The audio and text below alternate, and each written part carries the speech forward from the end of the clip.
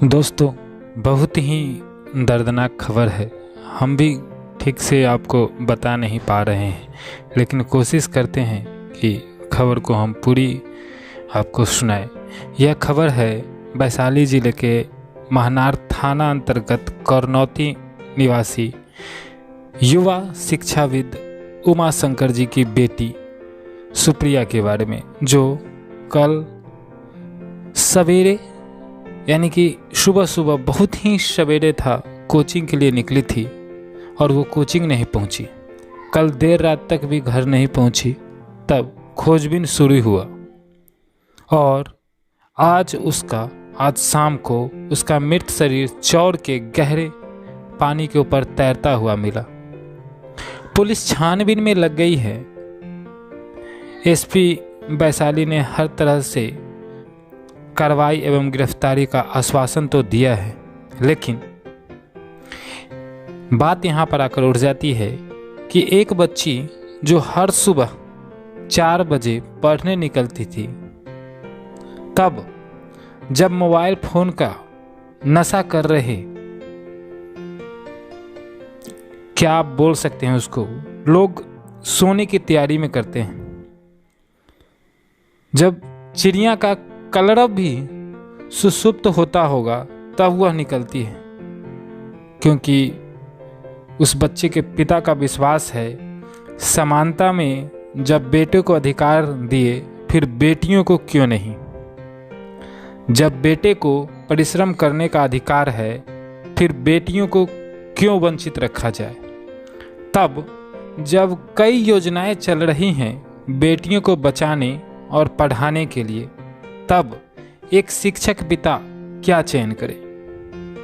वर्तमान के बादलों की ओर से झांकती भविष्य की उम्मीदें या उन बादलों का रंग जो बेहद काला है, वह बच्ची जिसे आदर्शवादी पिता के आदर्शवाद से भिन्न दुनिया के क्रूप स्वरूप का अंदाजा तक नहीं, उसकी हत्या हो जाती है।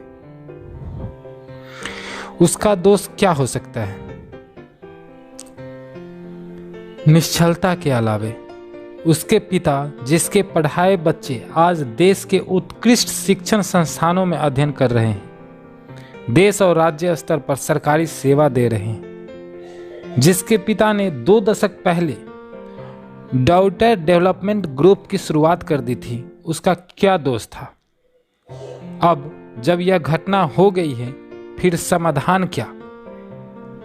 कितने चौराहे पर पुलिस की नियुक्ति की जाए और फिर उन पुलिसकर्मियों के आचरण की गारंटी कौन ले? लेकिन यह कड़वी सच्चाई है। यह उभरकर बात निकल कर आती है कि आदर्शवाद के नीचे व्यवहारिक सच्चाई को कहाँ तक नज़रअंदाज करना सही है। क्या कक्षाएं इतनी सुबह न चले तो क्या हो, या बेटियों को सुबह के अंधकार समाप्त होने के बाद ही क्लास बुलाया जाए? ये सवालिया निशान है। या समानता को भी असमान सीमाओं की परिधि में ही आना होगा? कई प्रश्न रह गए हैं जो उस बच्ची ने उकेरे हैं। उसके पिता उमा शंकर ठाकुर जी, जो पटोरी में इंटेलेक्ट कोचिंग इंस्टीट्यूट चलाते हैं, आदर्श युवा मंडल और डीडीजी के द्वारा नवाचार और रचनाशीलता को प्रोत्साहित करते हैं। कभी कभी सोचता हूँ इन दधीचियों को समाज क्या लौटा पाएगा। आप, हम या हम जैसे लोग अपने शब्दों और लेखों से लोगों को किस स्तर तक आंदोलित कर सकते हैं? क्या सच में संस्थाएं व्यक्तित्व का निर्माण करती हैं, या व्यक्तित्व निर्धारित करेगा संस्थाओं को, या दोनों ही सच्चाई है? व्यक्तित्व संस्थाएं निर्मित करेगा और फिर वो संस्थाएं व्यक्तित्व का निर्माण करेगी। यह प्रक्रिया साथ साथ चलेगी। सामाजिक संस्थाओं, आर्थिक संस्थाओं और राजनीतिक संस्थाओं के दायरे कैसे निर्मित किए जाए, किन संस्थाओं को वरीयता दिया जाए, किन्हें नकार दिया जाए। सामाजिक संस्थाओं के निर्माण की संभावना बची भी है, क्योंकि समाज बचा या नहीं इसका उत्तर मुझे तो ज्ञात नहीं होता, क्योंकि भविष्य को लेकर स्पष्ट जीवन दृष्टि, सामाजिक सहयोग, सामाजिक सरोकार सब विलुप्त प्राय लगते हैं। यह प्रश्नों का ऐसा माया जाल है जिसके प्रभाव में हर व्यक्ति है, पर जिसके उत्तर तलाशने का समय किसी के पास नहीं है। यह जो खबर है, मैं आपको जो ये खबर बता रहा हूँ, इसमें कितनी सच्चाई है आप हमें कमेंट करके बताइएगा, क्योंकि एक शिक्षक की बेटी के साथ जो शिक्षाविद कहे जाते हैं उनके साथ यह घटना हुई है और आए दिन घटना होती है। और उन कोचिंग संस्थानों पर भी सवाल उठाना चाहिए जो इतनी सवेरे पढ़ाते हैं। सवाल तो यहाँ पर बहुत बातों पर है, लेकिन जो सवाल है क्या वह सिर्फ सवाल बन के ही रह जाते हैं, या जो बुद्धिजीवी प्रकोष्ठ में हैं, जो अपने आप को बुद्धिजीवी समाज के लोग कहते हैं, उनको भी इस पर एक्शन लेना होगा। सारे सवाल हैं, इस सवाल का जवाब कौन देगा, ये भी एक सवाल है।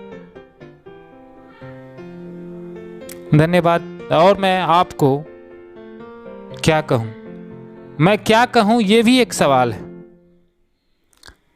मैं कुछ नहीं कह पा रहा हूं, ये भी एक सवाल है। आप क्यों नहीं कुछ कह पा रहे हैं, ये भी एक सवाल है। आप क्या कहेंगे, वो भी एक सवाल है। इस सवाल का जवाब क्या होगा, वह भी एक सवाल है। और इस सवाल के घेरे में हम भी कुछ नहीं बोल पा रहे हैं, ये भी एक सवाल है।